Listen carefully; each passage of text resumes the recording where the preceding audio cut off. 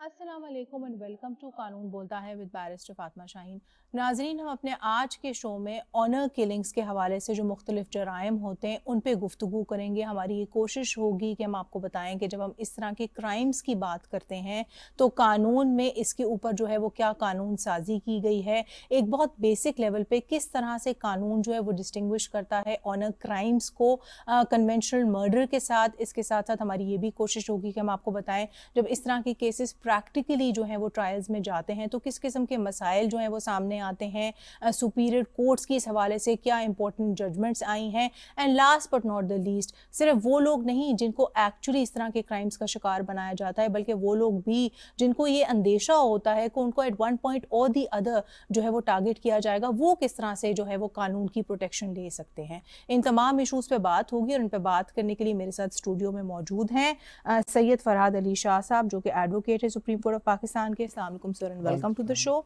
उनके साथ तशरीफ फरमा है मिस अरूज फातिमा जो कि एजुकेशनिस्ट हैं एंड एनालिस्ट भी हैं। अस्सलाम वालेकुम जी, welcome to the show. Thank you very much. And via Zoom link हमें ज्वाइन करेंगी बैरिस्टर रिदा ताहिर जो कि एडवोकेट हैं हाई कोर्ट की। अस्सलाम वालेकुम जी and welcome to the show. वालेकुम सलाम, थैंक यू। वो स्टार्टर्स में चाहूँगी बैरिस्टर साहिबा कि हम प्रोग्राम की शुरुआत जो है वो अब आपसे करें। जब हम बात करते हैं ऑनर क्राइम्स की हिस्ट्री के हवाले से तो हम सब ये बात जो है वो अंडरस्टैंड करते हैं कि ऑनर क्राइम्स जैसे इश्यूज जो हैं वो तब भी एग्जिस्ट करते थे जब प्री इस्लाम एरा था। मोर पर्टिकुलरली फीमेल इन्फेंटिसाइड का मैं हवाला दे रही हूँ। इस्लाम के आने की वजह से जो है इस तरह के सोशल इवल्स को कर्ब किया गया, लेकिन लीगली स्पीकिंग जब हम देखते हैं मुख्तलिफ कवानीन को, चाहे वो 2004 का लॉ हो या फॉर दैट मैटर 2016 की अमेंडमेंट्स हों, तो ओवरऑल जो है हम देखते हैं कि सज़ाएं उनको जो है वो सख्त किया गया है। लेकिन बावजूद इसके आज भी over a period of time statistics जो हैं वो ये बात सजेस्ट करते हैं कि ऑनर क्राइम्स की रोकथाम नहीं हो सकी है। तो बतौर एक लॉयर आप क्या रीजंस एट्रीब्यूट करेंगी ऑनर क्राइम्स की इंक्रीजिंग कमीशन को? अगर हम all the way back to history जाएं तो ब्रिटिश हुकूमत के दौर के दौरान ऐसा होता था कि सिंपैथी गेन करने के लिए मर्द ये डिफेंस लेते थे कि मुझे सडन और ग्रेव प्रोवोकेशन के अंदर आके मैंने गैरत के नाम पे कत्ल कर दिया। जब फिर हमारे पार्टीशन के बाद 2000 में किसास और दियत के कवानीन आए तो उसके अंदर माफी की गुंजाइश मिल गई कि मुजरिम आके अगर ये कह दे मैंने गैरत के नाम पे कत्ल किया, और ये यूजुअली खानदान के दरमियान के डिस्प्यूट्स होते हैं, तो जिस तरह से अगर भाई ने अपनी बहन का कत्ल कर दिया तो उसका बाप उसे माफ कर सकता है इन कवानीन के मुताबिक। तो जब बिल्कुल ही उनको सजा नहीं मिली तो इनका नंबर और भी ज्यादा इंक्रीज हो गया, ये जुराइम और भी ज्यादा इंक्रीज होना शुरू हो गए।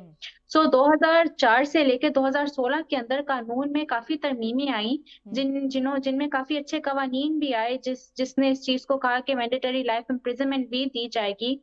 लेकिन उसके बावजूद भी केसेस इसीलिए अभी इंक्रीज होते जा रहे हैं क्योंकि कन्विक्शन रेट बहुत ज्यादा कम है। जी बिल्कुल, मैं आपकी बात से मुत्तफिक हूँ और इसमें मजीद मैं एक बात और भी ऐड करना चाहूँगी कि वो जो डीप रूटेड मिसोजिनी और पेट्रियार्की हमारी सोसाइटी में एग्जिस्ट करती है, एंड इसी हवाले से जो हमारे सोसाइटल माइंडसेट्स हैं जो कि कंडेम ही नहीं करते ऑनर किलिंग्स को, उनको हमें चेंज करने की ज़रूरत है अगर हम चाहते हैं कि इन तमाम कवानीन को हम प्रॉपरली जो है वो इम्प्लीमेंट करें। जिसमें सर मैं आपकी तरफ आऊँगी, आपसे बेसिकली ये जानना चाहूँगी कि जब हम बात करते हैं ऑनर किलिंग क्राइम्स के हवाले से तो एक बहुत बेसिक लेवल पर आप नाज़रीन की इस बात पर रहनुमाई करें कि किस किस्म के एक्ट्स, किस किस्म की जो रस्में हैं वो इन क्राइम्स के डोमेन में फॉल करती हैं। बेसिकली अगर आप इन अमेंडमेंट्स को देखें तो इनका मकसद यही था कि जो जैसे सिंध के अंदर कारोकारी, स्याहकारी और इस किस्म की मुख्तलिफ कस्टम्स थे जिसको लेके एक वैलिड डिफेंस ले लिया जाता था कि ये तो हम ऑनर की सीक्वेंस में किलिंग कर रहे हैं और हमारा at the spur of moment इस तरह हुआ और इसको एक वैलिड डिफेंस समझा जाता था जी। लेकिन ये इतने जब इसका पूरे तरीके से सर्वे किया गया तो आप सरप्राइज होंगे इस बात पे कि 2004 से 2016 के दरमियान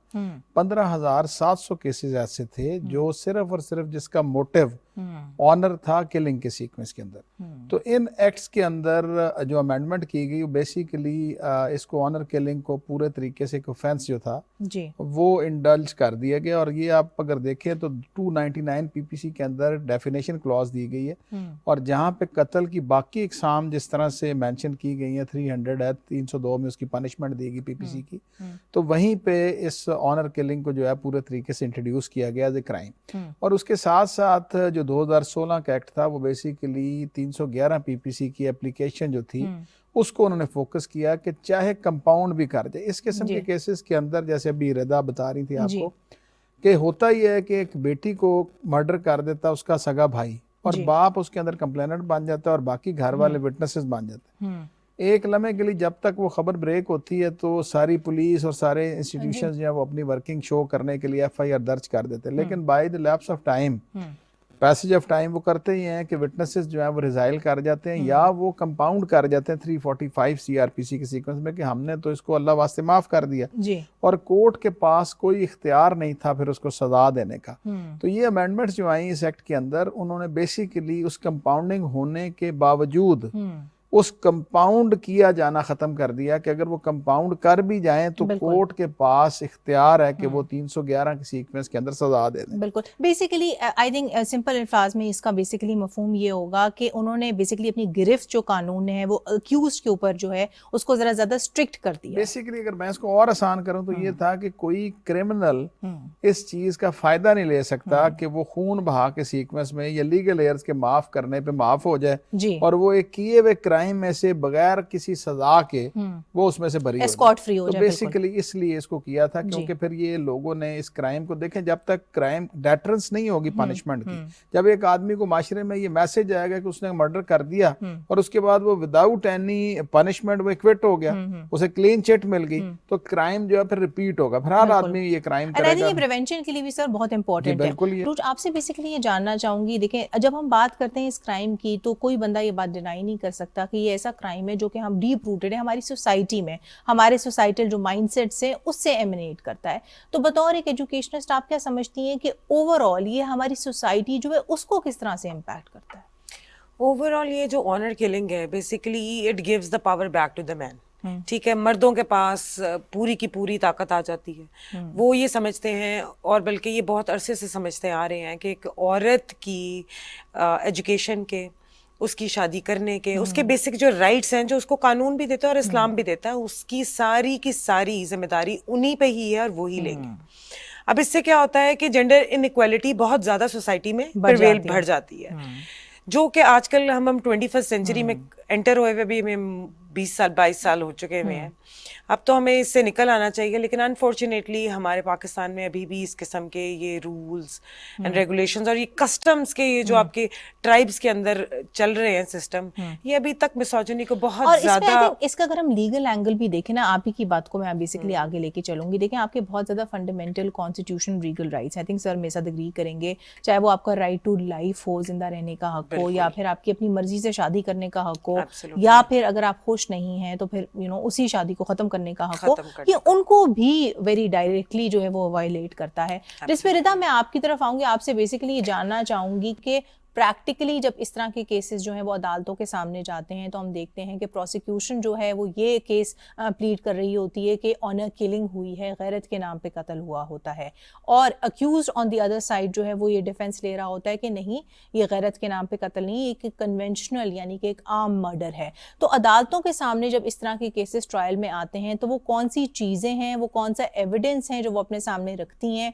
इस बात का तयन करने के लिए कि कौन सच कह रहा है और कौन झूठ बोल रहा है? जो प्रोसिक्यूशन को केस प्रूफ करना होता है वो बियॉन्ड रीजनेबल डाउट प्रूफ करना होता है। उसके लिए इस चीज की जरूरत है कि इन्वेस्टिगेशन बहुत ज्यादा स्ट्रांग हो। पुलिस और प्रोसिक्यूशन डिपार्टमेंट को इसमें एक साथ मिलकर काम करना होता है। पुलिस को ये करना होता है कि जैसे ही एफआईआर दर्ज होती है वो मुजरिम का, कंप्लेनेंट्स का 161 बयान लें और उसके बाद जल्द अज जल्द 164 बयान मजिस्ट्रेट के सामने लें। और जब मजिस्ट्रेट के सामने बयान हो रहा हो तो ये बहुत जरूरी है कि वो सुप्रीम कोर्ट की गाइडलाइंस को फॉलो करें जो अजीम खान और अहमद उमर की केसेस में दी गई थी। इसमें यह शामिल होता है कि अगर वॉलंटरीली कोई मुजरिम खुद कबूल करता है कि मैंने गैरत के नाम पे कत्ल किया है तो उसके हाथ में उस वक्त हथकड़ियां नहीं होनी चाहिए, पुलिस अफसरान वर्दी में नहीं होने चाहिए ताकि वो इंटिमिडेशन फेस ना फील करे। बिल्कुल। उसके अलावा मैजिस्ट्रेट को खुद उसका बयान लिखना होता है। तो ऐसी कुछ गाइडलाइंस हैं जो ताकि उसका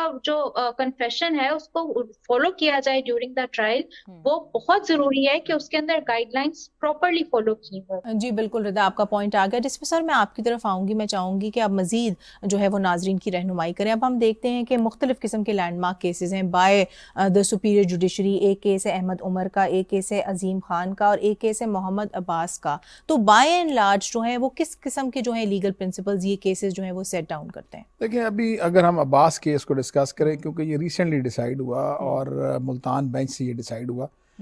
सीक्वेंस ये था कि नॉर्मल कोर्स के अंदर एफआईआर दर्ज करवाई कि जी फादर की तरफ से एफआईआर आई कि बेटी को मर्डर कर दिया बेटे ने, बहन को भाई ने मर्डर कर दिया गैरत के नाम पे, और बाद में उन्होंने वो रिजाइल हो गए विटनेसेस के जी हमने तो कोई इस किस्म का अकरंस देखा ही नहीं। तो कोर्ट ने जो अमेंडमेंट, जो अमेंडेड लॉ था उसके तहत 311 पीपीसी के तहत उन्होंने फैक्ट्स एंड सर्कमस्टांसेस से उसको जो उसने कन्फेशन किया था बिफोर द मैजिस्ट्रेट 164 का जो स्टेटमेंट था उस पे रिलाई करते हुए लाइफ इम्प्रिजनमेंट उसको ट्रायल कोर्ट ने सजा दे दी जी। उसकी अपील की गई और उस अपील के अंदर जो honourable Lahore high court Multan bench के मोअज़्ज़ज़ जज साहब थे उन्होंने बेसिकली उसको इक्वेट किया इस बात पे कि जो 164 का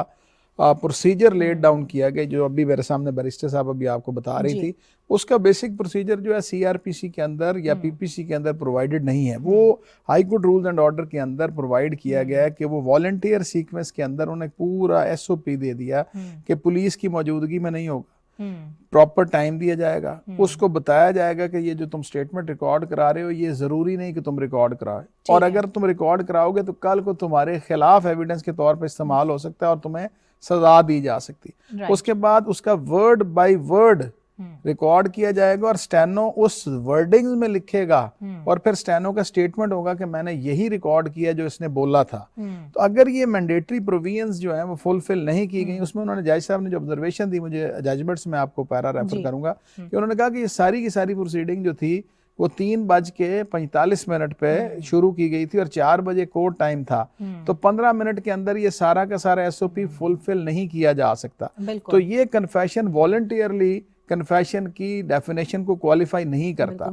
जी वॉलंटियरली उस सीक्वेंस के अंदर उन्होंने इक्वेट किया कि ये तो 15 मिनट के अंदर ये पूरे एसओपीज फुलफिल हो ही नहीं सकते। बिल्कुल, आपसे बेसिकली जानना चाहूंगी कि देखिए जब हम बात करते हैं इन क्राइम्स की कन्विक्शन रेट को इम्प्रूव करने के लिए, तो ये बहुत इंपॉर्टेंट है कि इन क्राइम्स को ओपनली रिपोर्ट किया जाए। ऑब्वियसली जब तक इनको रिपोर्ट नहीं किया जाएगा, जब तक ये पब्लिक अफेयर में आएंगे नहीं, एफआईआर दर्ज नहीं होगी, ट्रायल्स नहीं शुरू होंगे। लेकिन हम ये भी देखते हैं कि बहुत सारी खवातीन, बहुत ज़्यादा उनके फैमिली मेम्बर्स जो होते हैं वो बहुत शाय अवे करते हैं इस तरह के क्राइम्स में, ऑब्वियसली बिकॉज इसके साथ एक बहुत ज़्यादा एक सोशल स्टिग्मा भी अटैच्ड होता है। तो आप क्या समझती हैं as an educationist in your own right, किस तरह से हम इंकरेज कर सकते हैं कि इस तरह की क्राइम्स की ज़्यादा से ज़्यादा रिपोर्टिंग हो? हमें एक अवेयरनेस क्रिएट करने की ज़रूरत है, the female level and the male level as well.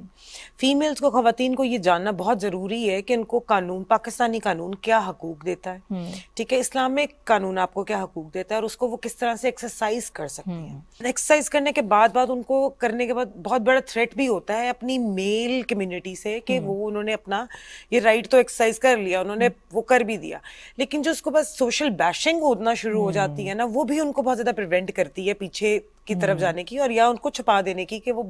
Report ही ना करेंगे क्राइम। तो मेरे ख्याल में एक सोशल अवेयरनेस, लोगों को ये बताना कि खवातीन ऐसी चीज़ों को रिपोर्ट कर सकती हैं, चाहे खवातीन हो चाहे मर्द हो, दोनों ये दोनों रिपोर्ट भी कर सकते हैं और उनको लॉ से एक प्रॉपर प्रोटेक्शन भी मिलेगी और सीक्रेसी भी मिलेगी। सियालकोट में रेप केस हुआ था और जिस तरह से उस खातून की आइडेंटिटी को कंसील्ड रखा, मीडिया ने भी बड़ा अच्छा रोल प्ले किया कि उन्होंने बिल्कुल, हमें कतन आज के दिन तक नहीं पता कि वो कौन सी खातून थी जो ड्राइव करके अकेले जा रही थी और उनके साथ क्या हुआ मोटरवे पे जो केस हुआ था, ठीक है। तो ये एक बड़ा अच्छा स्टेप था टूवर्ड्स कि औरतें खुलकर बाहर आ सकती हैं और क्राइम्स को रिपोर्ट कर सकती हैं और जस्टिस ले सकती हैं फ्रॉम इसके साथ साथ आई थिंक एक विक्टिम ब्लेमिंग का भी जो हमारा एटीट्यूड है उसको भी हमें बदलने की ज़रूरत है, जिसमें मैं आपकी तरफ आऊँगी। रिदा, आपसे बेसिकली ये जानना चाहूँगी कि आप बताएं कि ये तो वो केसेस हैं ना जिन केसेस में ऑनर क्राइम्स जो हैं वो कमिट हो जाते हैं, गैरत के नाम पर कत्ल हो जाता है। अब कई ऐसे भी केसेस होते हैं जहाँ पे लोगों को, ख़वातीन को जो है वो डराया धमकाया जाता है, वो उनको एप्रीहेंसिव किया जाता है कि अभी नहीं बट कुछ टाइम बाद शायद उनके साथ जो है कोई भी हादसा पेश आए। तो ऐसे केसेस में आप क्या प्रीएम्प्टिव अप्रोच ले सकते हैं कानून से प्रोटेक्शन हासिल करने के लिए?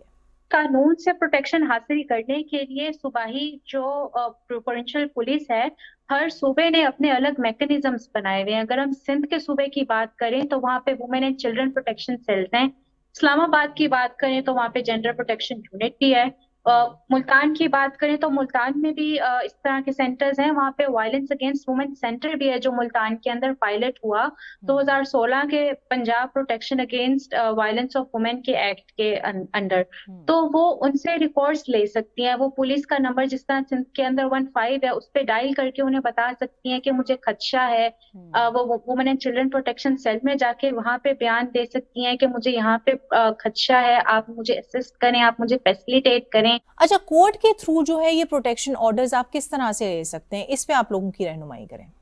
देखिए, सिंध के अंदर जो सिंध का डोमेस्टिक वायलेंस का एक्ट है उसके अंदर प्रोविजन दी गई है कि अगर घर के किसी औरत अफराद को ये खदशा है कि उसका हस्बैंड उसे अब्यूज कर सकता है या जिसने कर दिया है तो वो कोर्ट से जाके प्रोटेक्शन हासिल कर सकती है। उसके अलावा भी उसके पास रिकॉर्ड्स है पाकिस्तान पिनल कोड के अंदर, कोड ऑफ सिविल प्रोसीजर के अंदर, कि वो कोर्ट से जाके प्रोटेक्शन हासिल कर सकती है। लेकिन उसकी प्रोटेक्शन हासिल करने के बाद भी, जिस तरह लेट्स से फॉर एग्जांपल जो पंजाब में 2016 का एक्ट है प्रोटेक्शन प्रोटेक्ट करने का औरतों को, तो उसमें एक जीपीएस ट्रैकर की भी बात की गई थी कि जो मुजरिम है उसको एक जीपीएस ट्रैकर पहना दिया जाएगा। अभी फेडरल शेरियत कोर्ट ने इस बात की रूलिंग की है कि किसी भी मुजरिम को ऐसा जीपीएस ट्रैकर बनाना इस्लाम के इंजंक्शंस के खिलाफ नहीं होगा। इन योर कंक्लूडिंग रिमार्क्स में आपसे पूछना चाहूंगी कि जब हम बात करते हैं overall reform of the criminal justice system की, तो इस हवाले से आपको लगता है कि वो कौन से एरियाज हैं जिन पे हमें काम करने की ज़रूरत है, चाहे वो जुडिशरी की कैपेसिटी बिल्डिंग हो, चाहे वो प्रोसिक्यूशन को स्ट्रेंथन करने के हवाले से हो, या फॉर दैट मैटर इवन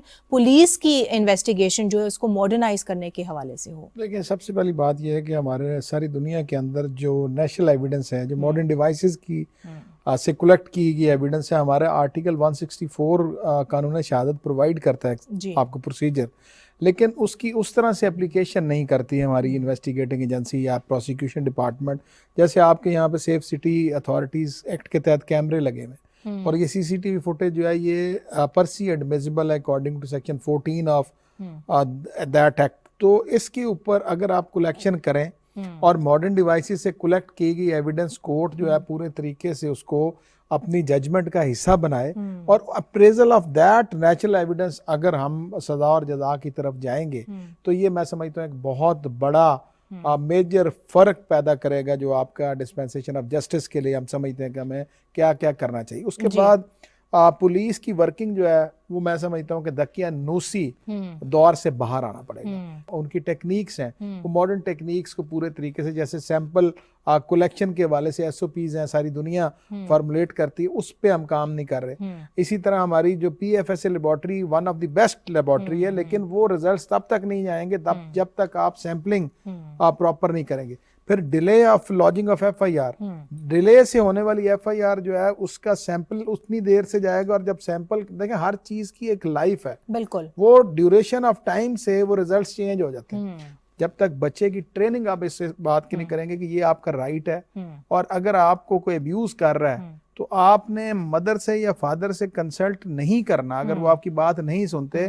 तो ऐसा डिपार्टमेंट होना चाहिए कि जो जिसको वो रुजू। देखिए, एक ओवरसीज पाकिस्तानी अमेरिका में बैठ के अपना केस अगर ऑनलाइन रजिस्टर करा सकता है, तो एक बहन बेटी अगर अब्यूज हो रही है तो वो ऑनलाइन क्यों अपनी कंप्लेंट नहीं। आपने बिल्कुल वैलिड रिकमेंडेशन दी जिसपे मैं चाहूंगी कि मजीद आप डिलिब्रेट करें। जब हम बात करते हैं एजुकेशन की, जब हम बात करते हैं एजुकेशन सिस्टम की, तो इस हवाले से आप क्या समझती हैं कि education institutions and educations like yourself वो क्या किरदार अदा कर सकते हैं इस तरह की क्राइम्स की प्रिवेंशन में, बिकॉज बात at the end of the day आ गई एजुकेशन की। जब आप लोगों को एजुकेट करेंगे, जब आप लोगों को सेंसिटाइज करेंगे, जब आप उनको कॉन्सिक्वेंसेस से डराएंगे, तो वो 2 दफा सोचेंगे ये क्राइम्स कमिट करने से पहले। बिल्कुल ही छोटे लेवल पर अगर कोई बच्चा क्राइम कमिट करता है, जिस तरह के उसने कोई किसी के लंच बॉक्स से कोई चीज निकाल ली, ठीक है, हम उसको कहते हैं कि चलो ठीक है छोटा बच्चा है, हम उसको इग्नोर कर देते हैं। जब आप उस वक्त उस लेवल पर, स्कूल लेवल पर या घर पे